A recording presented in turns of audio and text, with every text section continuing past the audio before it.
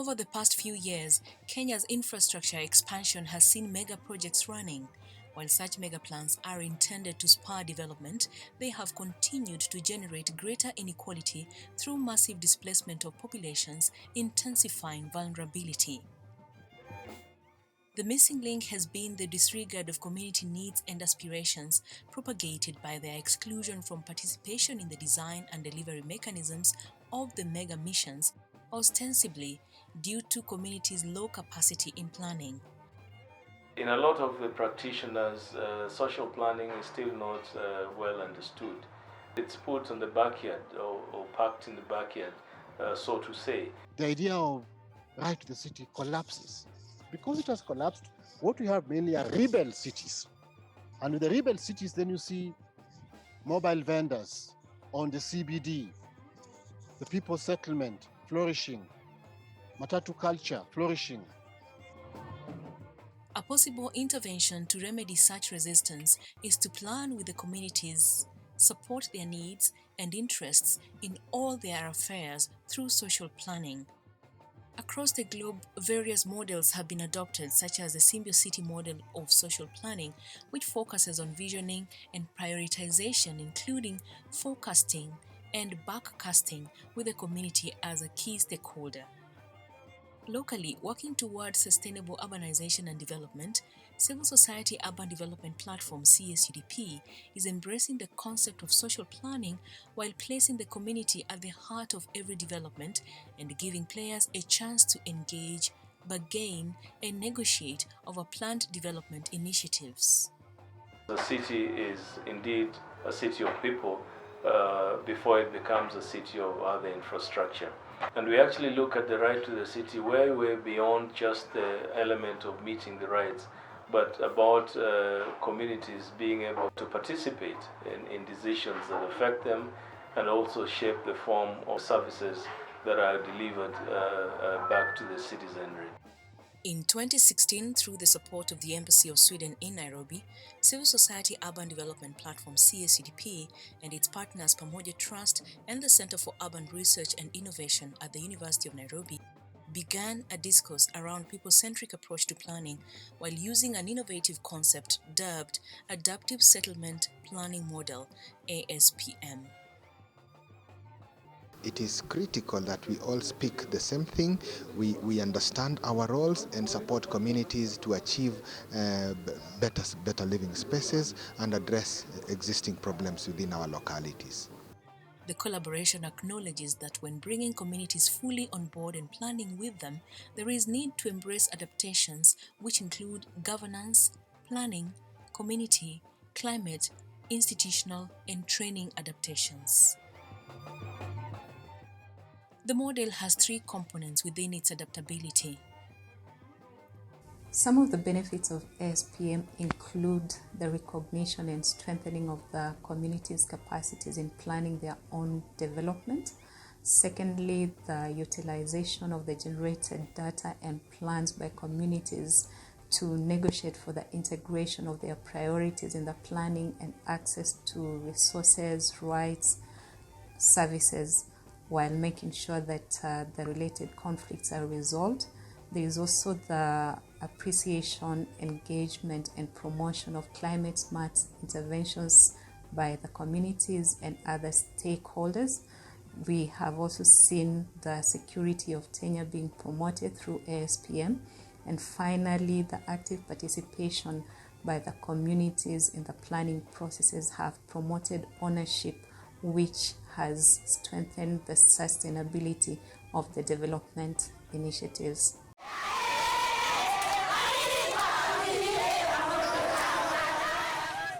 When Csudp visited our village, they taught us how to unite and make a group.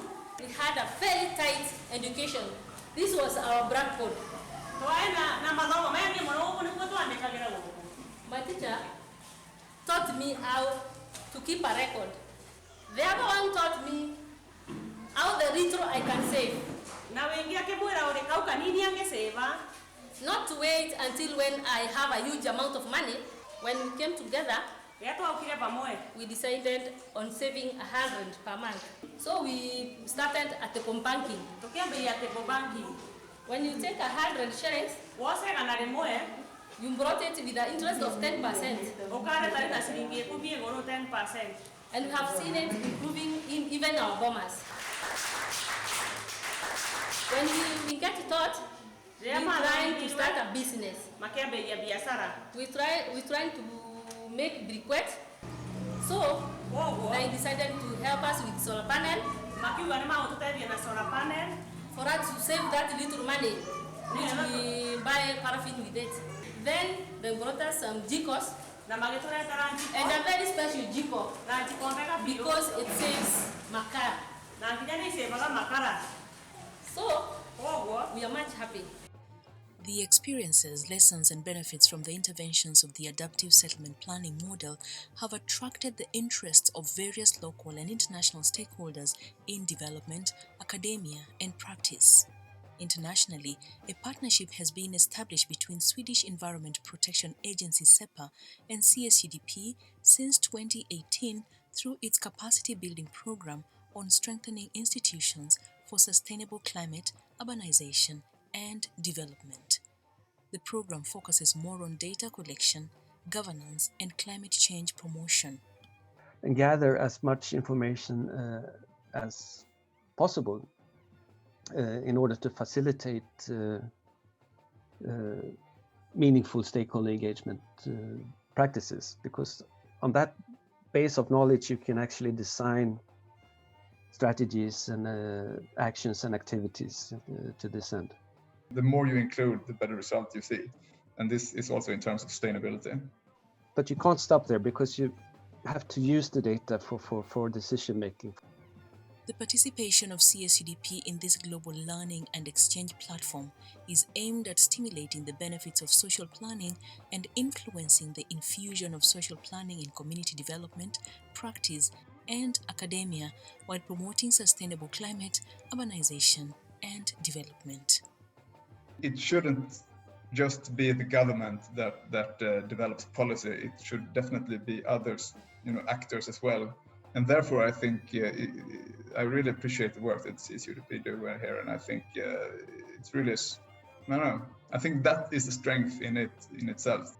Through SEPA, CSUDP is now in partnership with BTH, the Swedish Planning School, a collaboration that is keen on promoting the North-South interactions and exchange through research, training and practice of social planning. What it is the core of education, what it is the core of the program. And the core doesn't mean that it will be something which is ideal within planning. It must be related to the reality, to the context that planners will confront. We have also worked in partnership with UN Habitat to explore how we can get practitioners to be refreshed around some of the principles that are necessary. Perhaps give them an opportunity to work as planners who are socially oriented. Social planning within practice is more or less seen as a stakeholder participation, thing.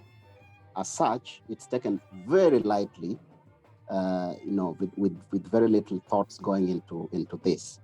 And the second point is that a lot of focus, as a result, is on the communities and the neighborhoods associations. Leaving out the real people, especially the professionals, who should be, leading or championing this element of planning. If you compare, for example, environmental planning, we have certifiable courses in environmental planning, for example. We have certifiable courses in urban design, for example. But we haven't reached the point where social planning is now certifiable. And I think that is where we need to go. In May of 2019, CSUDP, in partnership with Kenya Institute of Planners, organized a workshop which attracted the participation of heads of planning schools, planners from selected counties, and civil society organizations representatives. The workshop aimed to instigate a conversation on curriculum review in planning institutes, to correspondingly supply the social planning and community development skills demanded from the modern-day planner. We've seen the usual planning. We normally do just public participation, whereby we just go, we listen to them, we come back and write, but we don't involve them totally like the SPM is trying to do right now. As academia who are training people who are going to be managers, we therefore need to look at how best can the products of the university be able to deal with this change, because there's formality and informality has issues. So how do you deal with informality when you yourself are in a formal system? There is need for even retraining the trainers so that they think differently on the term informality and formality. A rising demand amongst planners therefore triggered a response from Kenyatta University and partners to initiate the process of designing a regular program for social planning and community development. We are working very closely with Kenyatta University to try and see them be the first university in Kenya to actually have a complete and comprehensive program on social planning. The proposed diploma program at Kenyatta University aims to enhance understanding of the complexity of issues associated with communities and their development, as well as to develop capacity on how to achieve the goals of community well-being and development. We plan to have this diploma in such a way that it has practical aspects through studios, and one of the studios could be neighborhood planning. It could be at a rural scale or at an urban scale. The interface between academia and the practitioners is important, so that we have these students working in collaboration with the practitioners, people working in the communities, in the informal sector, could apply these skills and engage with communities much more better. Building on the academia, community and practice interests and the existing aim between Csudp and the Swedish Environment Protection Agency SEPA, a consultative workshop amongst stakeholders was convened in cooperation with Kenyatta University and Pamoja Trust. We don't parachute the plans to communities, but we co-plan with them, we co-design with them, and we develop solutions jointly, so that then this is embedded in the community and it gets legitimacy and it becomes more sustainable. Presenting a platform for experience sharing, routing advocacy channels, and framework for development for social planning infusion in academia and practice, a consensus was built for social planning at 3 distinct levels: community, practice, and the academia. Moving forward, several considerations need to be made. We have the state and the actors here, which sometimes you keep miss. You have to put the state and the market. I see a lot of our discussions is only about the state, but the market is also implicated, because the protocols of the market and the policies by the state sustain these inequalities. What is a new form of rationality that we are bringing in as a new imperative? That is rationality of values. Values such as human dignity, participation, inclusion, sustainable development, ecological sensitivity.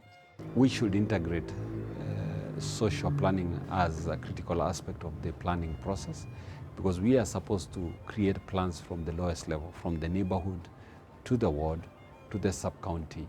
And those lower level plans are the ones which are supposed to feed into every higher level plan.